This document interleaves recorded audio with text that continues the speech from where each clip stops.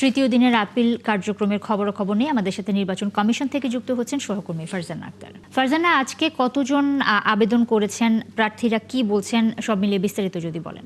Nusrat, appeal আবেদন গ্রহণের আজকে তৃতীয় দিন। মনোনয়ন যাদের বাতিল হয়েছিল বা যেসব মনোনয়ন বৈধ করা হয়েছিল সেগুলোকে চ্যালেঞ্জ করে আছে তৃতীয় দিনের মতো আপিল চলছে। এবং প্রথম দিন আমরা দেখেছিলাম 42টি আবেদন পড়েছিল, দ্বিতীয় দিন 122টি এবং আজ সেই সংখ্যা সব মিলিয়ে 200 ছাড়িয়েছে। এবং কিছুক্ষণ আগে আমরা দেখলাম সর্বমোট 225টি আবেদন করেছে নির্বাচন কমিশনে এই আপিলে। এবং যেমনটি আমরা বলছিলাম যে এর আগের সংবাদ সংযোগেও যাদের মনোনয়ন বাতিল করা হয়েছে, আমরা জানি এবার 723 জনের মনোনয়ন বাতিল হয়েছে। এবং এই মনোনয়ন বাতিলের পেছনের মূল কারণগুলো ছিল যারা হলফনামায় সঠিক তথ্য দেয়নি, কোনো ঘর অপূর্ণ রেখেছে বা যারা হলফনামায় মিথ্যা তথ্য দিয়েছে, পাশাপাশি যাদের কোনো ঋণ আছে বা বিল খেলাপি যারা রয়েছে তাদের মনোনয়ন বাতিল করা হয়েছে। এবং গতবারের মতো এই নির্বাচনে কিন্তু আমরা দেখছি যে স্বতন্ত্র প্রার্থীদের যে মনোনয়ন সেগুলো বাদ পড়েছে 1% ভোটারের যে সমর্থন সেটির অভাবে।